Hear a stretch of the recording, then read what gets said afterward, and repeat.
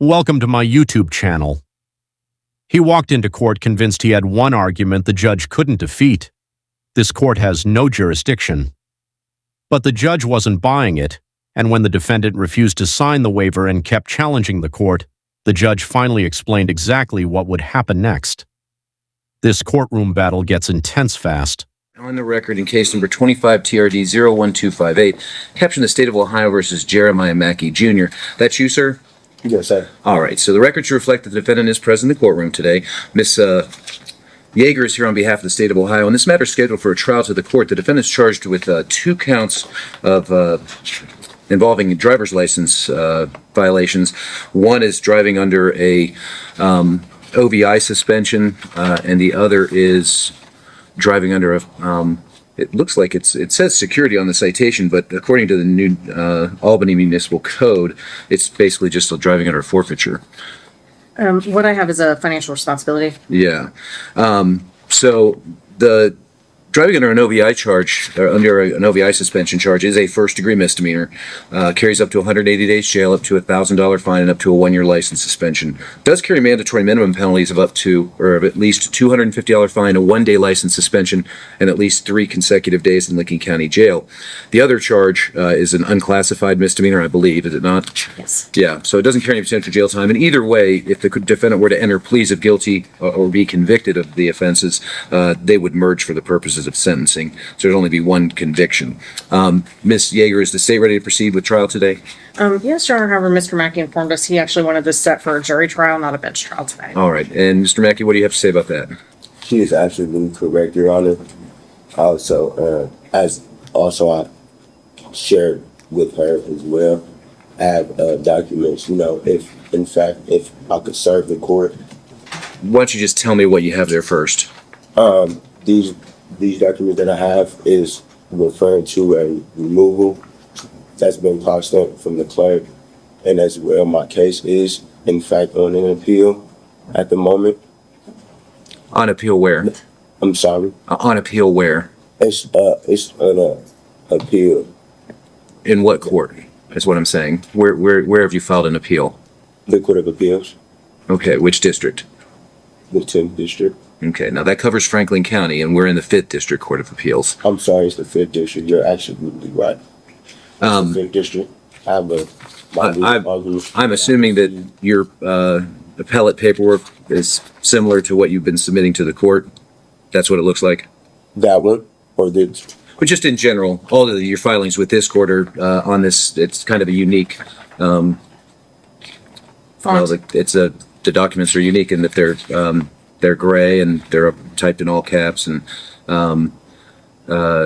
one of them, it looks like, from what you just filed this morning, was filed in the United States District Court in the District of New Jersey in the Newark Division, and this is obviously Newark. Basically, number one, your paperwork from that purports to be from the federal district court doesn't look like pleadings from the federal district court. Those are plain white paper with the case number in blue up at the top of the page, and that's not how yours are captioned. Furthermore, as far as jurisdiction is concerned, this court does have jurisdiction because this is an alleged violation of the traffic laws of the city of New Albany that is alleged to have occurred within Licking County. This court has jurisdiction over traffic offenses that are alleged to have occurred within Licking County, and by being here today and by entering pleas, you've waived any objection to personal jurisdiction over you.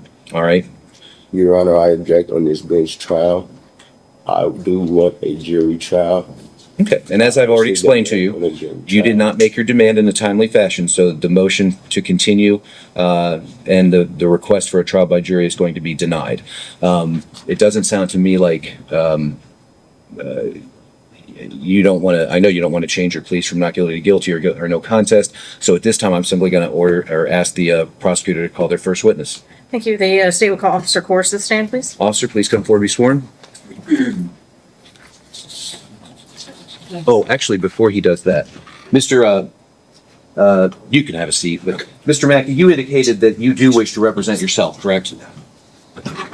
Is that right? Okay. So you have the right to be represented by an attorney by hiring one of your choosing. You're also eligible to ask the court to appoint an attorney to represent you at no cost. If you qualified based upon your income, your expenses, your household size, the court would appoint an attorney to represent you. However, if it's your intention to represent yourself, it is necessary to execute a written waiver of the right to counsel. 1258.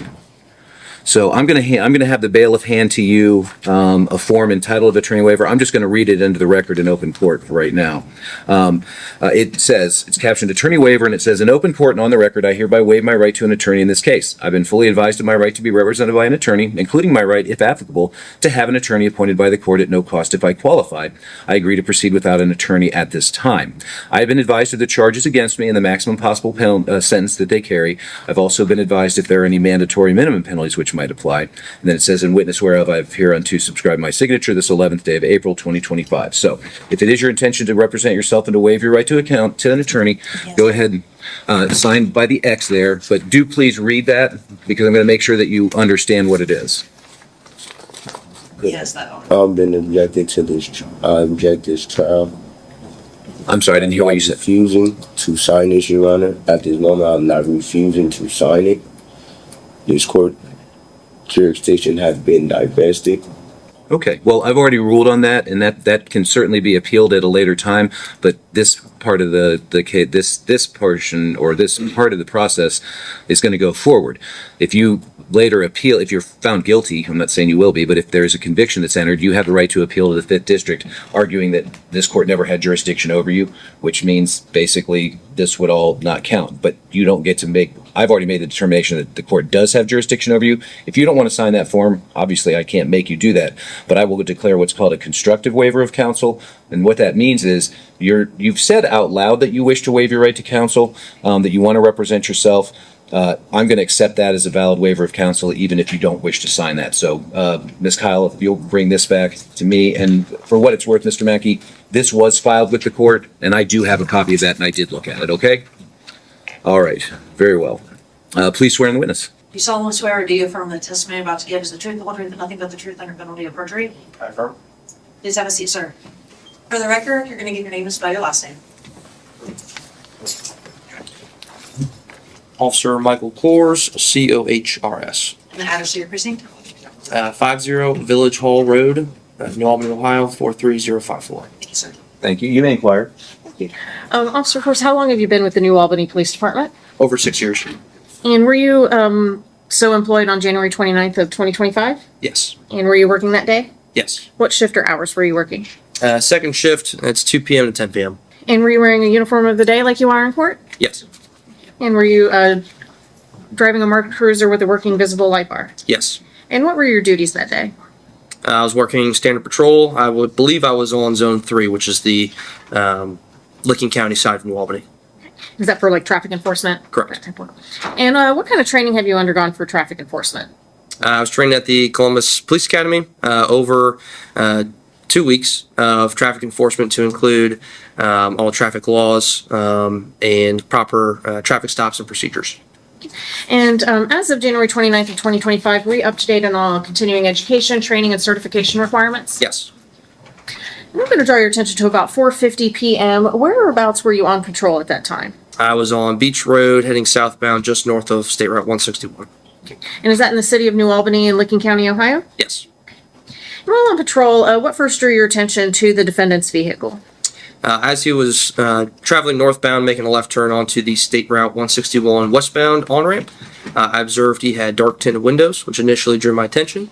And then as he passed me, I made the right-hand turn, drove behind him, and entered his license plate. Okay, and did his license plate, when you ran that, return anything? It did. It turned through my mobile computer, through our leads program on there. I observed that his license plate had expired, or registration, I should say, expired on July 8th of 2024. And so when you approached the defendant for the stop, did you inform him as to the reason for your traffic stop? I did. And did he have anything to say about that?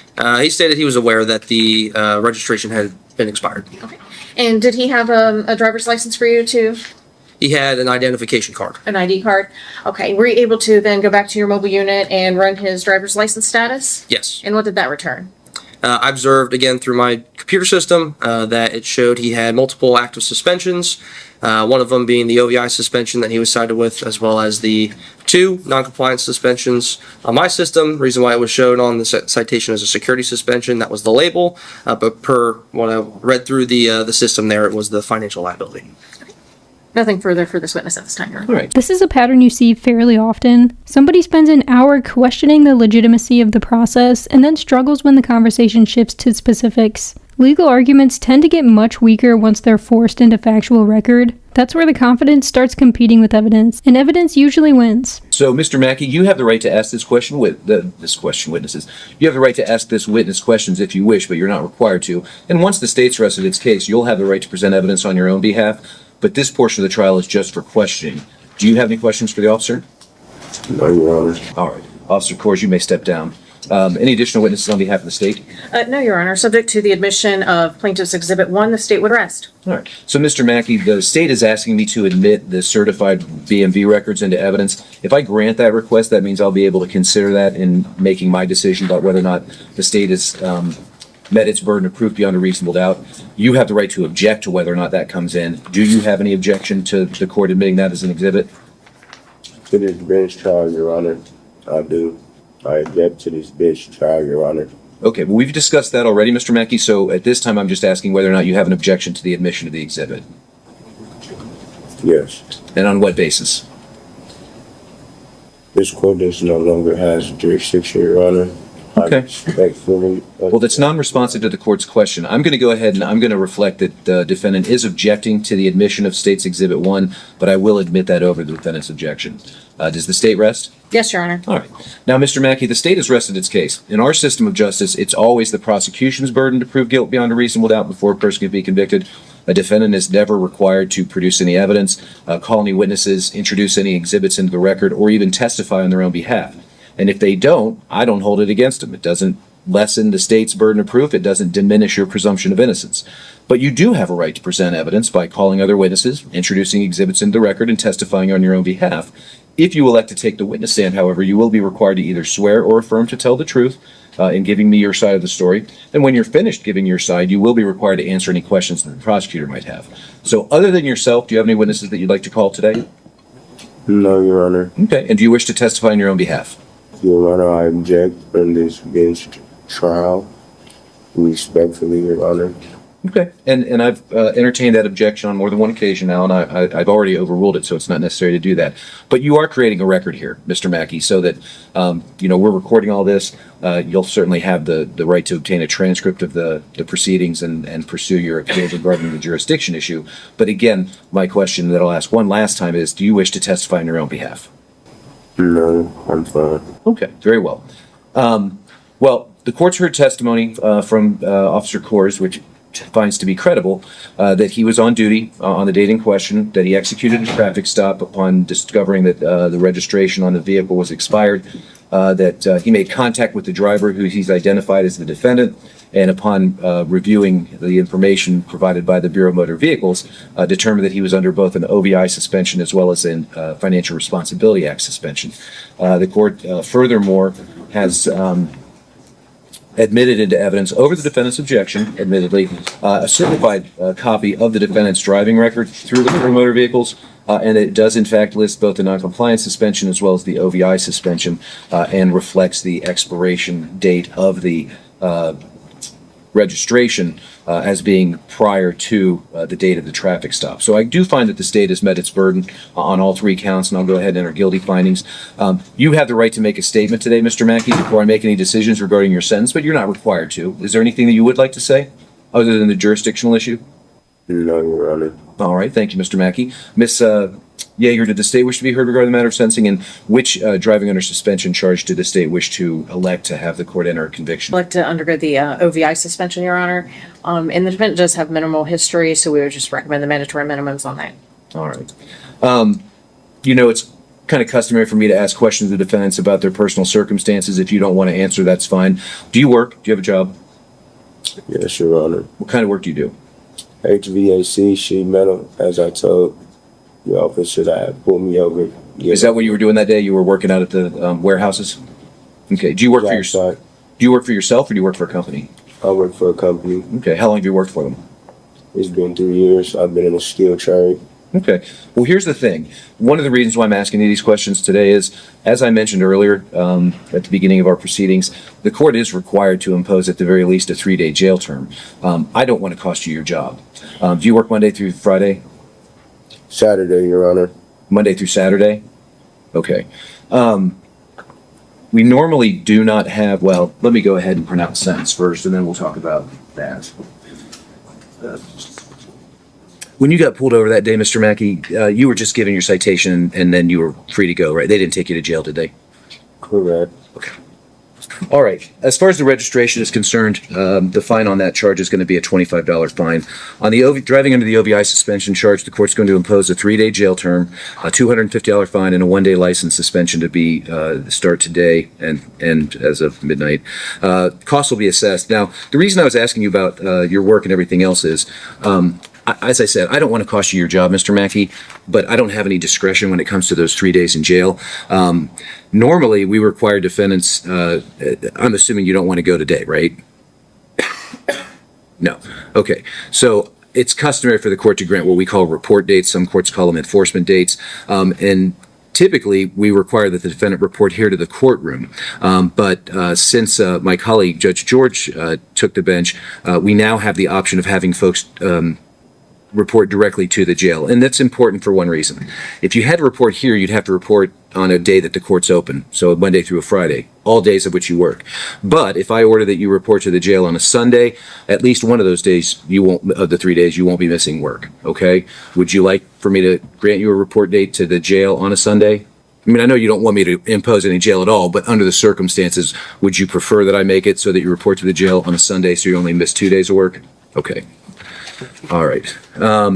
Let's set it out a little bit just to give you some an opportunity to make those arrangements with your work. Let's go ahead and I'm going to have you report directly to the jail on Sunday, May the 4th. And that's located at 155 East Main Street here in Newark. And the bailiff will give you all the information that you need. I said, what did I say, the 4th? Yes. Yes. Okay. And that's going to be at 11 a.m., Mr. Mackey. And then you'll get out 3 days later. Now, can I speak bluntly to you?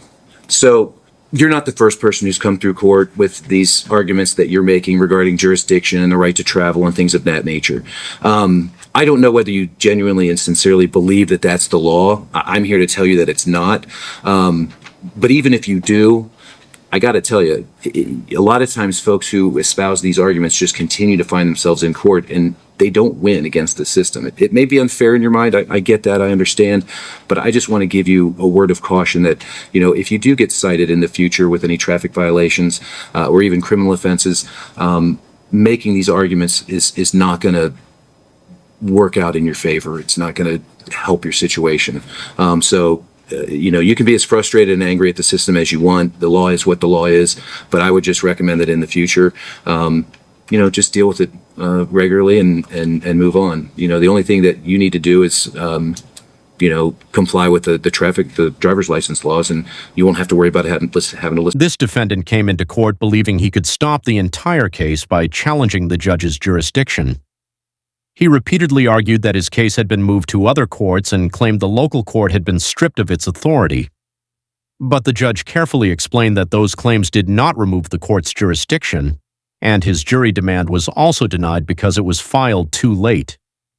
Then things got even more interesting. The defendant chose to represent himself, refused to sign the attorney waiver, and continued objecting instead of addressing the actual evidence. The prosecution then presented testimony from the officer and certified driving records showing the defendant had an expired registration and active license suspensions. When the judge gave him an opportunity to challenge the evidence, his response was essentially the same jurisdiction argument. The judge ultimately found him guilty and imposed the mandatory penalties, including 3 days in jail. But before the hearing ended, the judge gave him a blunt warning. These jurisdiction and right to travel arguments weren't going to make future traffic cases disappear. Sometimes the biggest courtroom mistake isn't speaking up, it's fighting the wrong battle.